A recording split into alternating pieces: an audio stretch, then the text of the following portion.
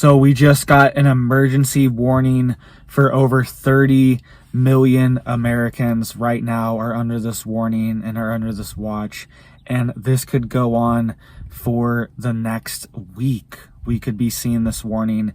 And this is very dangerous that this is happening and that this warning is going out. So you need to be getting prepared. You need to be getting your family ready, because they're telling us that we could see a major grid collapse scenario. And now there's an active warning from the state government for over 30 million people are under this watch that the grid could have a potential blackout scenario this week. Could happen this week. All right.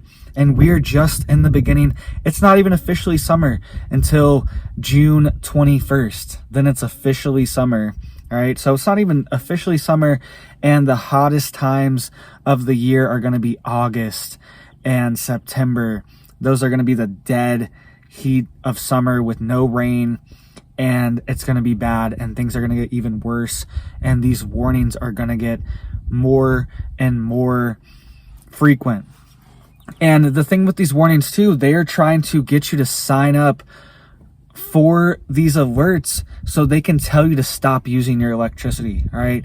And it's going to be voluntarily at first, but we could see mandatory situations where you have to be signed up for these alerts. And when they tell you to turn off these appliances, you have to, or you will be fined, or you will be charged absorbent amounts. So we're going to get into all this stuff. And over 30 million Americans are under this right now. So you need to be getting ready. You should already have a generator. You should already be growing food. We just planted a massive raised garden bed. I'm going to show a little video here for you guys. Me and my family planted this out here. And it's just one of these things. We want to get growing. We want to get going. We want to get growing. It's a small start, but we have 10 acres out here, all right? So I'm just working on clearing out space. That's what's taking the most time here, and building infrastructure like fences and things like that, septics, all those different things are on the list that we're working on simultaneously. But we wanted to get some food growing, all right? So we built this raised garden bed with railroad ties, all right? I didn't really want to use them, but I said, screw it. They're fine. They're washed out. I think it'll be fine. Not that worried about it. And we just dug trenches around it and dumped the soil from the trenches into the garden beds. And the trenches also capture water and keep this area nice and moist so the soil doesn't get too dry, right? And the plants are loving it. And when we planted, we just dug a little hole in the raised beds. And this is just soil right from the trenches, right from the ditches that we dug. Dug a little hole in it, put some good, nice compost, some garden bed soil from the store in there, a couple scoops of that, a couple scoops of organic fertilizer as well. And the plants are already loving it, all right? And we're out here in the desert, and the soil is pretty heavy clay, but it is also rich with nutrients, and it holds water very well. So this is a new environment for us, but we are growing, and we're going to clear out more. We're going to build more garden beds. We're going to have stuff in the ground. We're going to direct seed. We got a seeder on the way. All these things are in the cards, and I really want to inspire you guys to get growing and get going, because they are giving us another warning, and it's serious. This is for over 30 million Americans, and they're warning that the grid could go out when temperatures are over 100 degrees. So let's get into what's going on here. We have a major warning for Texas right now, and temperatures in Houston, Texas, I just checked, are going to be well over 100 for the next week at least. And this is just the start. It's not even officially summer yet.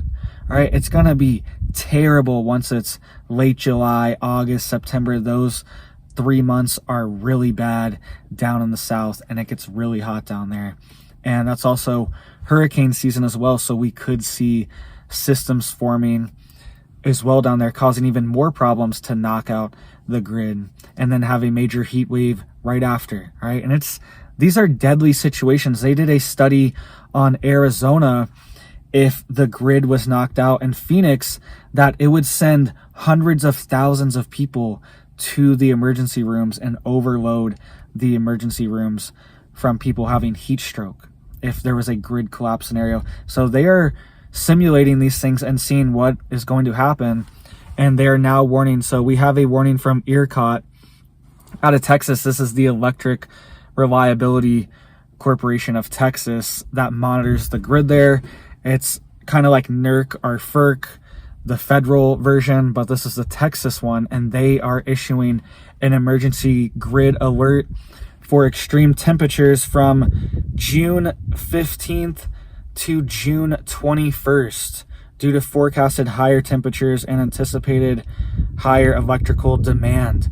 They posted this on their Twitter on June 13th, just yesterday. Go follow me on there, by the way, if you don't already, please, because you never know what could happen to me on here, and I still can get the information out over there at least. So they are warning us that the grid could collapse from June 15th to June 21st, and they're saying that they do not have enough capacity, and they're also warning that it is going to break the record for the capacity draw that is needed for this week as well. They're saying it's going to break the record.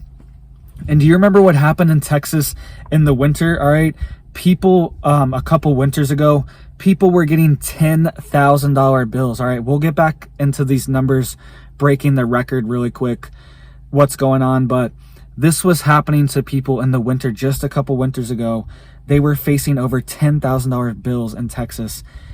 This was a person that was giving their story to NPR, and they were saying their family's electric bills for the month of February, and I believe it was 2021, or maybe it was last year, I don't remember exactly, was $10,180. $10,000. And they're saying they were paying $1,000 to $2,000 a day for electricity some days, and she was saying it makes her sick to her stomach to think about it. All right, these are real people. They were hit with massive bills because the grid hit this peak demand, and if you were still drawing, if you still had your power on, you're like, oh, thank God I have my power on here. All right, no, if you had your power on, you just got billed an extreme amount that you can't even pay, and people had to go to the media and have the media complain to get their bills lowered, and even then it was still extreme amounts, and they had to make a whole grant fund for it and everything. Huge mess. All right, and this is coming out of Yahoo News and Bloomberg. Texas is expected to break the power demand record as heat intensifies this weekend. This is why I keep saying you need to get a generator.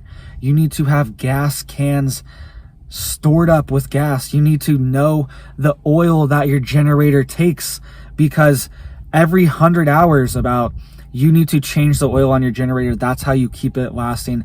My generator has, I don't even know how much it has because I maxed out the hours. It maxed out at 999, but I have easily 2,000 to 3,000 hours on my generator. And I think the key to that is changing the oil, and it's a Champion inverter generator, 4,500 starting watts, 3,500 running watts, and that's perfect for a 30 amp travel trailer. You can start the AC, you can do all that stuff, run everything you need to do. All right, you just have to make sure to not overload it, like run the AC in the microwave, something like that at the same time. But get these things, get stocked up now, because once this warning hits people, people are going to go to the store and buy generators in Texas. I'm telling you, every time I'm at the hardware store, and it's not even that hot up here. It's only 75 degrees today. It's a nice day, 75, 80 degrees. People are still buying generators because people know that something is up, and they're shutting down the power plants all over the place as well. This is a major problem in Texas, is they're shutting down a lot of their capacity before they build new things to attach to the grid to fill in the space. All right, so they're saying it's going to break the record of 80.3 gigawatts on Thursday and go even higher on Friday, and the record was set last summer at 80.1 gigawatts. All right, so you guys need to be getting prepared, especially if you're down in the South, especially if you're in Texas. They are going to get hit hard this summer. It's already going to be over 100 degrees all week, and it's not even summer technically yet. So you need to be getting prepared, and they're saying that people need to sign up for this alert system. It's called like TXANS, like Texan, but it's like a text alert system from ERCOT, and they're going to tell people, hey, turn off your AC right now at peak demand moments, and give people emergency alerts. And it's going to be voluntary at first, but then it will be mandatory that you have to sign up for these alerts. And then it'll just be, you know what, you have a smart grid on your home, and the smart grid is not this, or a smart meter, sorry about that, part of a smart grid. The smart meter is not going to allow the starting watts capacity to start your AC system, because it takes a lot to start an AC. All right, depending on how large it is, it takes thousands of watts to start your AC, bare minimum. And they could just cut off any surge in capacity like that and cut off your starting capacity for starting an AC system. So it's just not even possible. All right, that's what happens with a lot of generators. They don't generate enough power to start a AC for a home or a RV. And actually, speaking of that, I had to just go check my generator really quick because I just heard it turn off. You might have heard it kind of flickering in the background, and it actually just ran out of gas because I forgot to check it this morning, and I forgot to check the gas on it. All right, so it's one of these things, you need to be tapped into it. You need to figure out what you need for your home, for your RV, for your off-grid situation, or even just a little tiny solar panel system to just charge your phone or your computer in an emergency as well. Put a little fan on. All right, a little fan with some water misted, or even one of those spray fan things, can save your life. All right, those can save people's life in a heat stroke situation. And we already had rolling blackouts in North Carolina over Christmas. All right, I keep bringing this up randomly, but it's just true that people don't even think about this being a possibility. But this was over Christmas. All right, this is an article. Neighbor kept neighbor warm and fed and housed during Duke Energy's Christmas weekend blackouts in North Carolina. It says the rolling blackouts left hundreds of thousands of local residents without power during the Christmas weekend. This was in North Carolina, South Carolina, Tennessee, parts of Georgia were all under these rolling blackouts, parts of Kentucky. And this was due to the power grid being overwhelmed. So many people had heat running in their home, and a lot of people in the South have electric heat. They don't even have propane heat. They just have electric heating systems on their home that go with the AC. All right, so that was straining the grid as well. All these things, and they're also shutting down the grid and also putting more things onto the grid as well. They're trying to ban gas stoves, so all those electric stoves now have to go on the grid. California just banned gas semi-trucks from their ports in the next few years. All right, they have a few years to get things together, but all these things are going to cause more strain on the grid as more electric cars are introduced, which I'm not totally against or anything, but it's straining the grid out, and they can also be shut down and controlled. All right, even a lot of the newer gas cars, they are so computerized that if you don't pay your bill, they can shut it down and drive the car back to the dealership. They just filed a patent for this. I believe it was GM, for if you don't pay your lease or you pay your bill on time, then they can make your car drive back to the dealership, all right? And they can keep it there until you pay. So we are already living in the future, and what happens when that is connected to your car as well, your transportation. I'm in a rental car right now, actually. I don't know if you guys noticed, I'm in a different car. I'm not in my truck. I'm in just a little tiny rental car. I barely fit in it. It's like a little go-kart zipping around. It's a nice car, all right? But just compared to my truck, that's what it feels like. And my truck had a fuel pump go out, right? It's only a 3-year-old truck. Kind of crazy it had a fuel pump go out, but it's a Tundra. We got stranded out here, all the way out here. We're an hour and a half from where I had to get it towed into, and we got stranded, all right? I had to call a tow truck.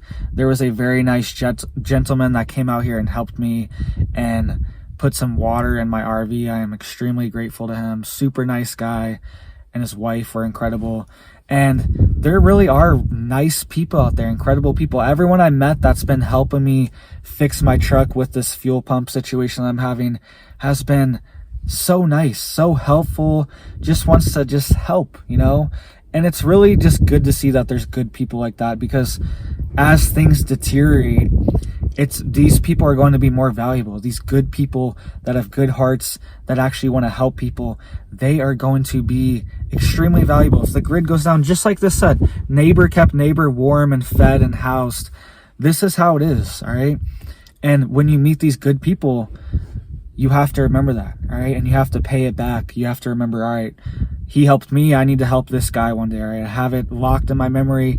I'm going to help this guy if he ever needs help, because he brought water over here to me. And it's just good to know that there are still people like that everywhere you go. Everywhere you go. I'm out in the middle of the desert, and there are still a ton of good people out here, all right? So make sure you're getting prepared and have preps for your neighbors, because a lot of your neighbors might live in Texas, they might live right next to you, but they might not ever get this warning. They might never get the warning until it's too late, until the blackout's already happening, and then it's on mainstream news that, hey, there's a major blackout in Texas.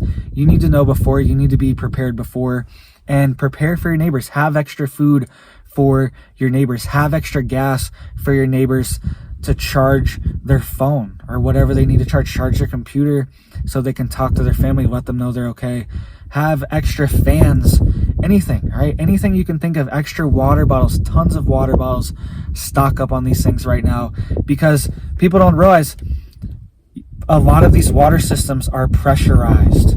They're pressurized, especially down south.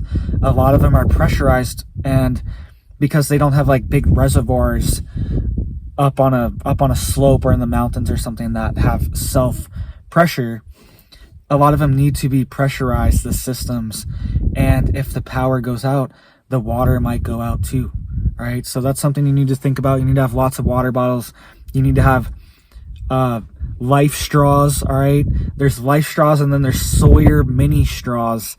And I've drank straight pond water with them, and I find many times it tastes a little different. All right, you can taste that this is some kind of weird filtered water, but you'll be fine. It doesn't filter out all sediment. All right, if there's a bunch of lead or something in this water, it's not going to filter that out, but it will filter out all microbes, and you won't die, at least from some kind of infection. All right, so make sure you're getting prepared, because they are now rationing water in the UK too. I wanted to bring this up really quick. Water rationing is introduced after temperatures hit 30 degrees Celsius on hottest June 13th ever. And it says official declares vast swaths of the UK are officially in a heat wave. And says water rationing was imposed in parts of Kent and Sussex after a lack of rainfall. This is going on in the UK right now. And 30 degrees Celsius, I'm not exactly sure. I think that's in the 80s. But for the UK, this is very hot. They don't have AC like they do in Texas and down south. They really don't have that. They don't have window units or anything. And their homes are very well insulated for the cold winters. So it does get very hot there. And now you can't even get water.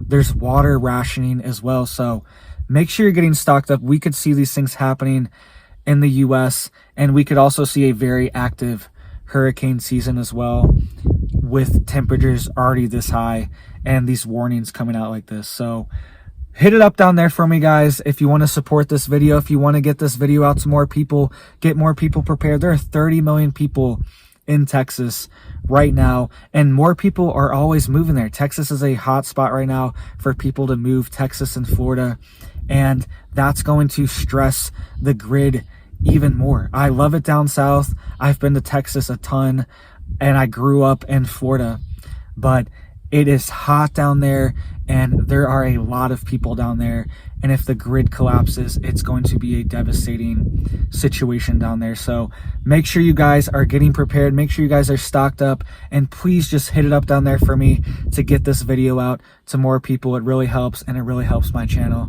So thank you guys so much for watching, and I hope you guys have a big old blessed day.